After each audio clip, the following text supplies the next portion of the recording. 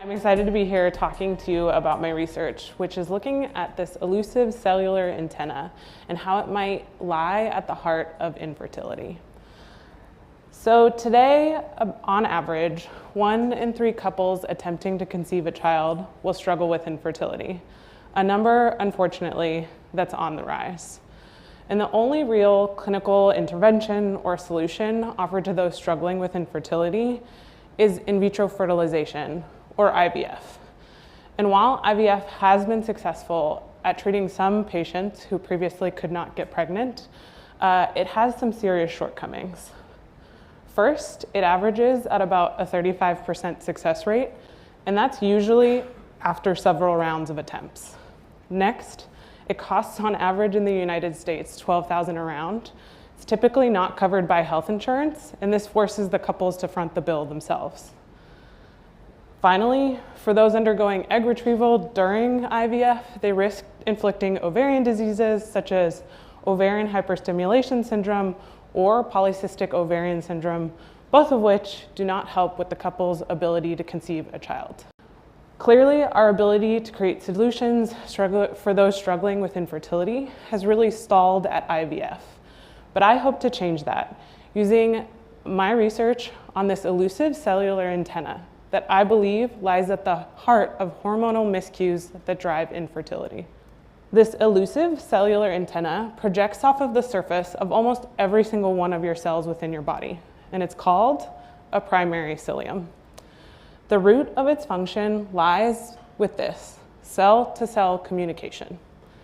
Every day, our cells are sending, receiving, and responding to millions of signals from their outside environment.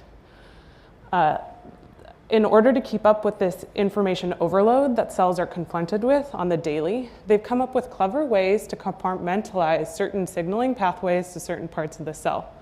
The primary cilium is the perfect example of this because it functions exactly like a cellular antenna, allowing specific cues from the outside environment of the cell to be transduced through its space to the rest of the cell. And I believe that cilia might be our missing link in our understanding of our reproductive health and what goes wrong leading to infertility. Fertility is driven by and regulated by multiple different organs across our entire body.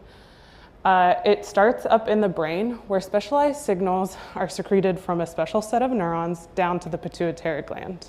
For those who don't know, your pituitary gland functions as the master hormonal regulator of the entire body. So in response to those neuronal signals, it secretes into your bloodstream hormones.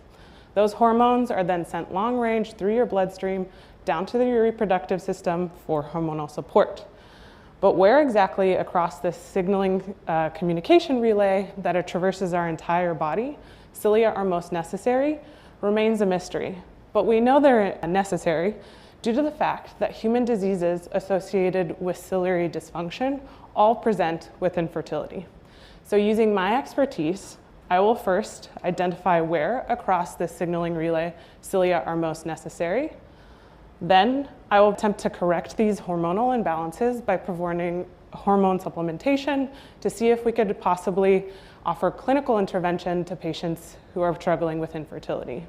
I hope that using my expertise as a basic biologist who loves to study this tiny elusive cellular antenna, I can crack open new avenues for fertility treatments. I believe that behind this cellular antenna lies untouched potential that will change the game in our ability to treat those struggling with infertility and to understand how our reproductive system is regulated.